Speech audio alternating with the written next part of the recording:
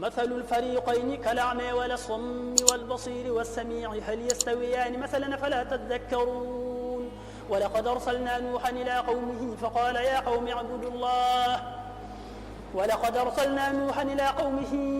إني لكم نذير مبين ألا تعبدوا إلا الله إني أخاف عليكم عذاب يوم أليم فقال الملأ الذين كفروا من قومه ما نراك إلا بشرا مثلنا وما نراك اتبعك إلا الذين هم أراذلنا بادي الرأي وما نرى لكم علينا من فضل بل نظنكم كاذبين قال يا قوم أرأيتم إن كنت على بينة من ربي وآتاني رحمة من عنده فعميت عليكم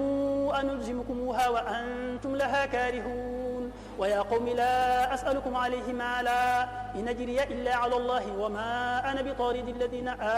آمنوا إنهم ملاقو ربهم ولكني أراكم قوما تجهلون ويا قوم من ينصرني من الله إن طردتهم أفلا تذكرون ولا أقول لكم عندي خزائن الله ولا أعلم الغيب ولا أقول إني ملك ولا أقول للذين تزدري أعينكم لن يؤتيهم الله خيرا الله أعلم بما في أنفسهم إني إذا لمن الظالمين قالوا يا نوح قد جادلتنا فأكثرت جدالنا فاتنا بما تعدنا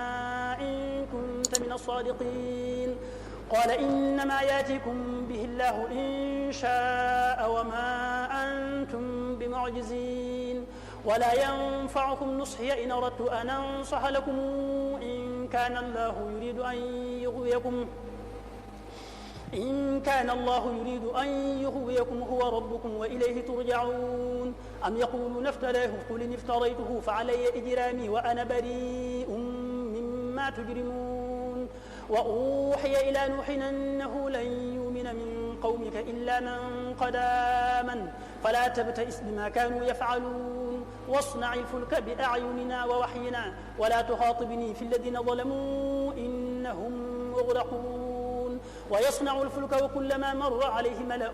من قومه سخروا منه قال إن